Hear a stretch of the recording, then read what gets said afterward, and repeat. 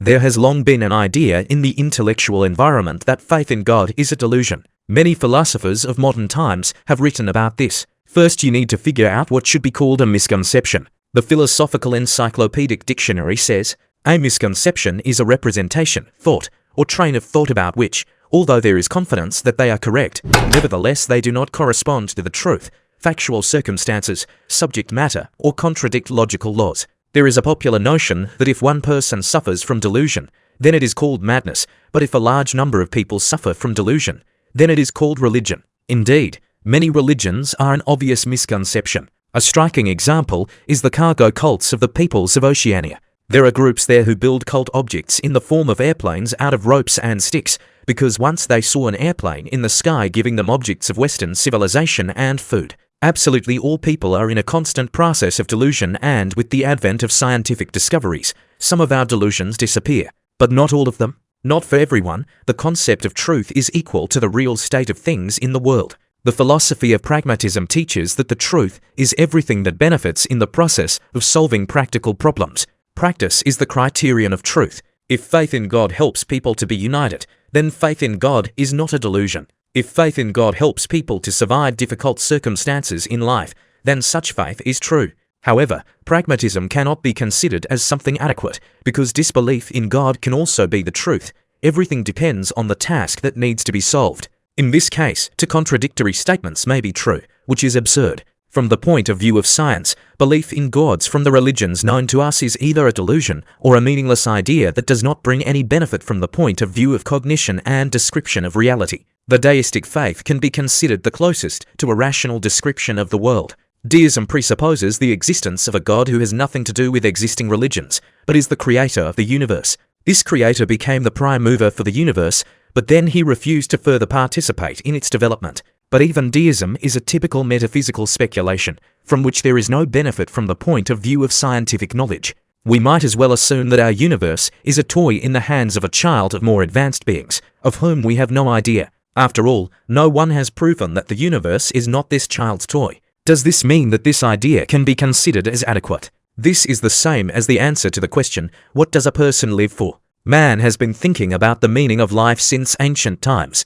Most people are not satisfied with their lives and want to change it. Some see the reason in the lack of earthly goods and, unaware of their blindness, spend all their strength and time to multiply them. And the more they drink this salty water of worldly life, the more thirsty they become. In our time of mass disbelief, most people try to live with illusions and find meaning only in earthly life. But it is impossible to find him in the world of finite realities. Mathematicians know that any finite number divided by infinity is an infinitesimal quantity. That is, its limit is zero. That is why the attempts of non-believers to explain the meaning of their lives are so naive.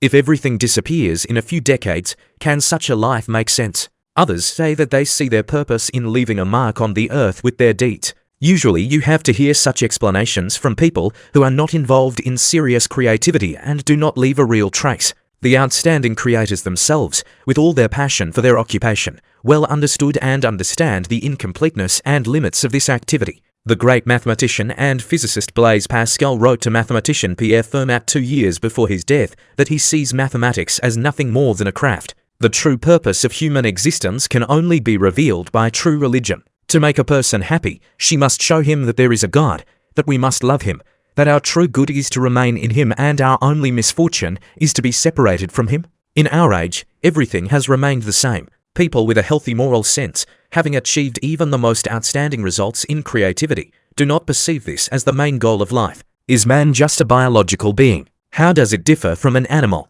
Smart people say that with their mind, self-awareness, and will. In addition, he is able to ask a question that animals are not capable of asking. When a person is doing well, he knows perfectly well why he lives. But suddenly he got sick or something unexpected happened to him. Then the person begins to think, indeed, why does a person live? In fact, there are only two options for the meaning of our existence.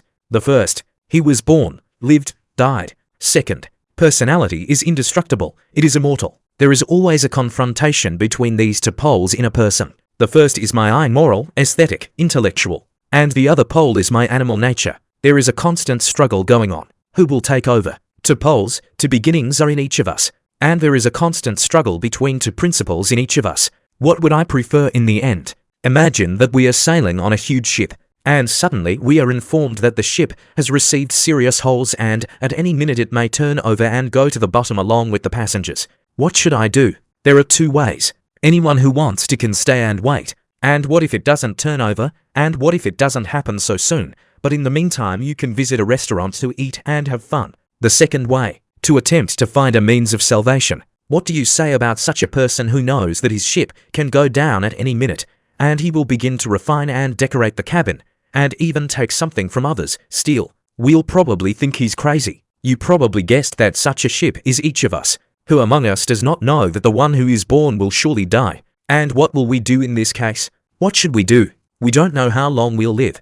We don't know how we're going to live. And we don't know what will happen to us here. But we know for sure that the end is imminent.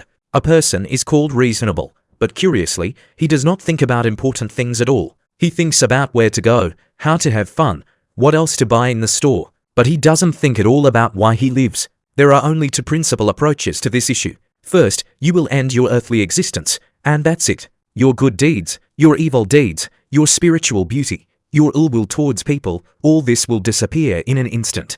Another worldview is that personality is indestructible. Christianity tells us that a person is immortal, and eternal life awaits her, happiness that is impossible if such passions as selfishness, envy, conceit, malice, vanity and others are not defeated. Christianity has revealed to us that God is not just a higher mind or a higher justice, as we often believe.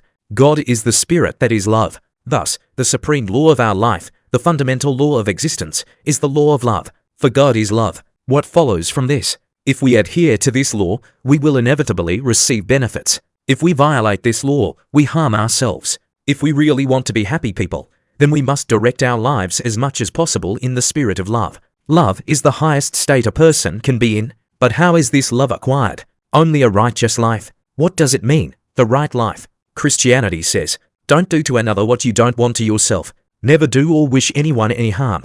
Only in this case will you find peace in your soul, which is necessary in order to feel happy.